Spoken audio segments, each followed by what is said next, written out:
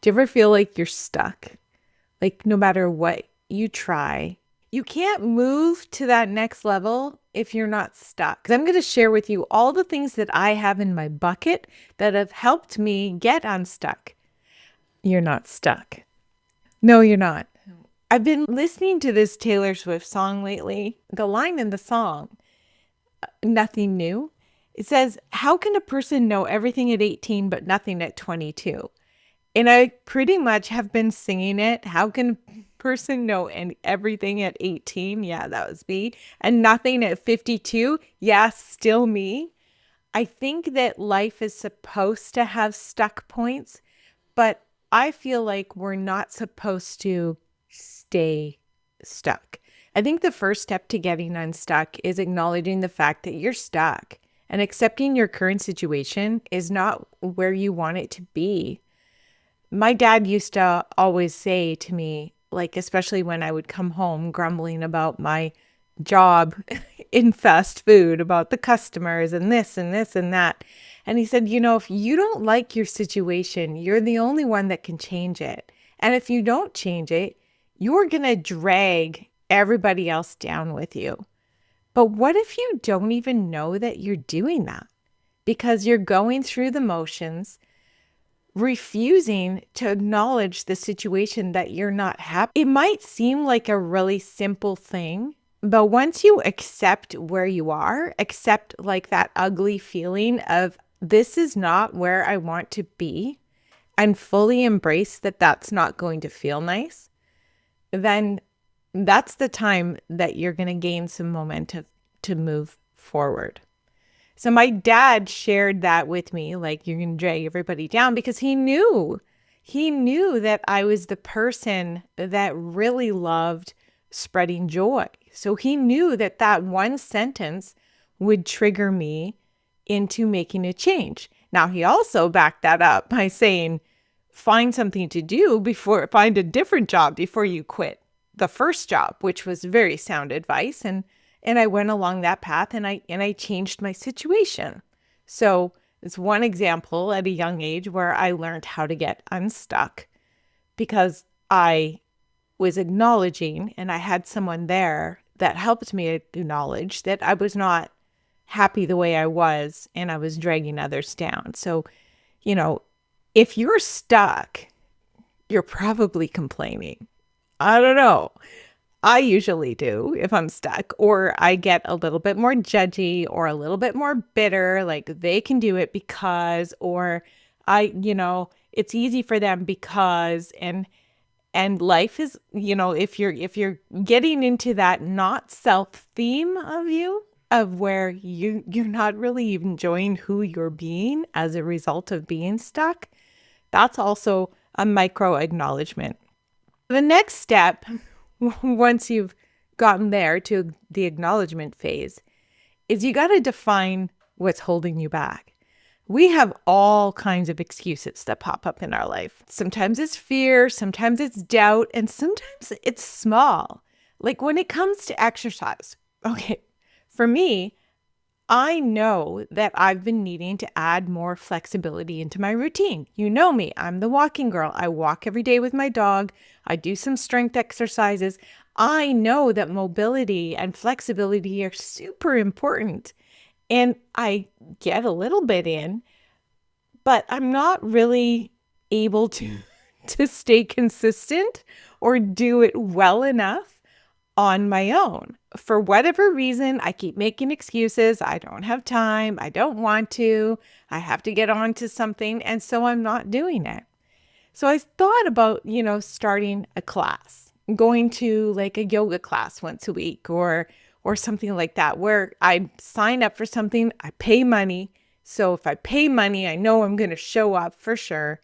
And I'm going somewhere that they're going to guide me through a full length section, and it should be easy, right?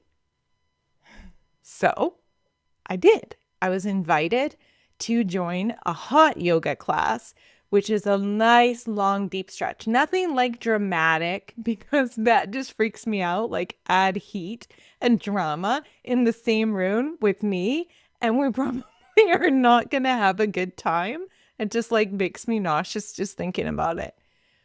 So I get to class. I was invited by another friend, right? That she went and she had great results of like feeling really good the next day. And I've been having these shoulder issues and Achilles heel issues. So I'm like, my body's really talking to me. I have to do this. So I'm sitting in the waiting room, right? And I'm wearing my socks. I'm sitting next to a girl and she's wearing these nice little ballet grippy slippers. She said, I like to wear these because it gets really slippery in there. And so I feel like they keep me gripped. And she's told me where to get them. And I look down at my socks and I'm like, well, I like to keep my socks on because I have an ugly toenail. And I'm like, did you just say that out loud? You just said that out loud. So now you have to tell her why you have an ugly toenail. And I started to think about it and I'm like, as I'm narrating my story about my toenail, I'm thinking, is this what's been holding? Like, is this the real reason I haven't gone to classes? Like, I used to lead fitness classes, right? And it's been about 6 years since I've been to a live class. Exactly the last day that I taught my last class was the last day I was in a group fitness class. And, of course, there was COVID and everything, right? There was all of that. But was my toe the reason why I wasn't going? You see, so I'm telling this girl, I used to run marathons and half marathons, and I led group fitness for 7 years. And it kind of did a number on my toenail. Like it likes to grow layer upon layer upon layer. And I've been to a doctor about it. There's nothing wrong with it. It's just going to grow that way because it's been reprogrammed to grow that way from all the damage and the stress that it's had. The only thing that we can do is remove it. And that sounds painful, so I don't want to remove it. But it looks really ugly. And I feel like if I take off my socks at a yoga class, people are going to see my toe and think I'm gross. And as I'm hearing myself say these words, I'm thinking, wow. And you know what she said to me? You have ballerina toes. What a perspective shift. Suddenly my gross toe as toenail, as I'm putting it, that prevents me to ever wear open toe shoes freely or take off my socks in a public place. Even at the beach, it makes me uncomfortable to take off my socks. I'm like, hopefully nobody can see it. So we all go into the class and I find my spot and it's dark in there because it's infrared and it's dark and red. And I'm like, I'm going to take off my socks. And I took them off and I looked at my toe and I no longer look at that toe as being gross. But now all of a sudden it's a badge of honor of thank you, body, for what you've brought me through. And it's one tough toe. You've been through a lot just to satiate my desires. And it's strength. So if anybody judges me for my toe, that's on them. I get to release that and be free. So we have excuses. There's lots of excuses. Wherever there's a problem, there's a solution, right? Once you identify the thing that's holding you back, and my example, I've identified that being barefoot was holding me back. Now I'm free to take whatever yoga group fitness classes I want. Oh, and guess what? The best thing was the next day, it was the first day in 2 months that I was able to dress myself, like because my shoulder's been giving me some pain, with no pain. And it's like, okay, so my intuition was right. I do need more stretching. So I'm going to that class once a week now. I'm really excited about it. So if you have troubles like distinguishing what is holding you back, you can start by just like writing things down. It's funny when you get into listing things, there's little things that come up, whatever it is that's holding you back, and you can You can get there sometimes by journaling, by writing. The next step for getting unstuck is to not like make it really super hard for yourself. I have a tendency to like go all in, knowing that whatever action I take is going to build some momentum. So I have a tendency to like want to like go big or go home. I feel like I'm still deconditioning myself from a decade of working as a fitness leader and having it pounded into my head that a specific program that is made by somebody else, that it's just like a cookie cutter program meant for, just for everybody, but everybody is so different. But if I'm not doing it specifically to the schedule on the days and never missing a workout, that I'm failing, that I'm doing a poor job, that I'm doing it wrong, that I'm not going to get results. And sometimes diving in head first and then like plugging your nose and hoping that everything works is like the first step that's going to cause you to quit, get injured, not be able to keep up, start talking to yourself in the negative voice. Well, I can never do this. So the smaller you make the steps, the better. So even I had a tendency, like I'm looking at all the classes and I'm like, oh, I could take that class and I could take that class. And I'm telling myself, down girl, you're working with a system. I'm working with a system right now. I'm working with a program that's more absolutely tuned in to who I am and the stage of life that I am in, and it's working. And also it's on my astrology. And like I just never thought to look there. And that's a little woo, but I can go deeper into that at another time. So I decided instead of diving into like, the full membership plan, I'm just going to pay a little bit more money than I would on a membership, and I'm going to get the passes, and I'm going to stick to one class a week until I feel like it's ultimately time to do 2 classes a week and build up from there instead of going too hard, too fast and overwhelming myself. So whatever it is that you need to shift and get unstuck with, do it at a pace that you feel good about it. You don't have to go at anyone else's pace but yours. You get to decide. This is your creative life. This is your life in motion. You don't have to do anything on anybody else's timeline, on anybody else's program that's designed for them, that might have worked for them, but it's not necessarily going to work for you. You need to listen to your body and listen to your timeline and your intuition. Taking all of these teeny tiny steps and putting them into smaller goals is the way that you're going to be able to get in action, not by trying to do it all at once in a week. So the next thing is to take immediate action. You can't wait for the perfect moment.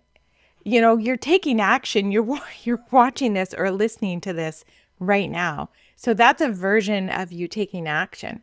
I don't know if you can hear my dog snoring in the background. If you can, that's just some nice ambient music for us to enjoy. The hardest part is usually starting. So taking action when you feel that first burst of momentum is going to help you. So what I left out of the story about me getting invited to the class was that was very spontaneous. I was not looking for that. I was downtown. I was doing a little shopping. One of my friends said that she felt so good after a class that she took. I was overhearing a conversation and I butt myself in the conversation. And I said, "What class are you talking about?" Because this is something that I've been thinking of, not only for like my physical health, but for my mental health, to get in a group setting, like with real live people. I need more of that at this stage in my life, So anyways, I wanted to know more. And then they, I was invited by 2 people at the same time. And they said, "You can come, right? You're going to come, right?" And I found myself nodding. Yeah, I'll be there. But you know what she did? She got my email. right? And I'm like, oh, I know where this is going. And I gave her my name and my email. And sure enough, she followed up with me later on that night. And I'm like, okay, I'm in. I'm taking immediate action. So sometimes that's what we need. You know me. If you've been around me for a while, you know that I am not one to really get on the accountability buddy wagon. But, it's nice to be invited. And it's also nice to have a group of friends that enjoys doing the same thing that you do, or you meet to do the same kind of things, but it's like a low commitment friendship. You're just going there, you're sweating together, you're sharing space together, and you're going home. And it's a little slice of social activity. Maybe you do that already with whatever club you're in. If you're watching this on YouTube, make sure that you drop a comment. And if you're listening on the podcast on your Apple player, come say hi on YouTube. I'll give you a link below. The thing with Apple is that I, like with the podcast player, I love that you're listening to me there. Please don't stop. But I don't get to hear from you. You don't get to leave a comment. And the nice thing about YouTube is I get to hear from my listeners. I get to have conversations with you in the comments. And that's what I love about being there. And that's a great segue to step number 5, which is to build a support system. Now, a support system can be anywhere. It can actually be physical people. It could be like meeting for a group, like I mentioned before. It's finding people that lift you up. It's listening to this podcast. It's engaging with other listeners in the comments. It's engaging in communities, whether that be online or it be like with a club or a group that you join in real life. Maybe you go hiking with people on Sundays. Maybe you go to a weekly class like I do. Maybe you have your own little playlist going on and favorite creators on this type of topic, and you can have comments with other people just like you. A support network is a group of people that are doing the same thing as you. A support network is not a place where you need to go and do all the heavy lifting of lifting other people up. There's a difference there. The support group is everybody together is lifting each other up because they're coming in with positive notes and positive things to add to your life in this life of creating your life in motion. It is a creative life in motion. It's the life you want is yours to create, and it's always active in motion, which is why on this podcast, we don't wait to be happy. We fall in love with who we are being on the way to our goals. Everybody has goals and strives for things that they would like a little bit more of. It's never a shame to want a little bit more out of something and know that, there's nothing wrong with you. You're not broken if you feel like you're stuck. You're just in a spot where, let's recap. You got to accept where you are, identify what's holding you back, set small goals, take immediate action, and build a support system. Starting over doesn't have to feel overwhelming. And this could be one of the most exciting times because once you take that next step, if you think about being physically stuck in the mud, right? What's your intuition? Are you just going to stand there and let the mud swallow you whole? No, you're going to take one foot up, and no matter how hard it is, you're going to get out of there. Because that's what we do as humans. You're not stuck. You're just in a place where there's a little bit of a pivot point. It's a little bit of a nurturing phase and figuring out how can I be kind to myself and move forward at the same time. You're going to find a ton of things in the description of this podcast, resources and tools that you can use to get unstuck physically with walking. A lot of times going for a walk is going to help you sort out whatever you're stuck with. If loving your body is on your list, then walking is definitely something that you're going to want to do, not only physically, but mentally as well. If you found this episode helpful, please take a moment and leave a review. If you're leaving a review on Apple, make sure that you tell me the title of the podcast so I know which one resonated with you. Also, if you're watching on YouTube, the way you review is you just talk about it in the comments. Let me know what you're doing to move forward, what you'd like to talk about in the future. Don't forget to subscribe if you're not already, and I'll see you in the next episode. Also, check the pinned comment if you're watching on YouTube for my latest giveaway. Bye for now.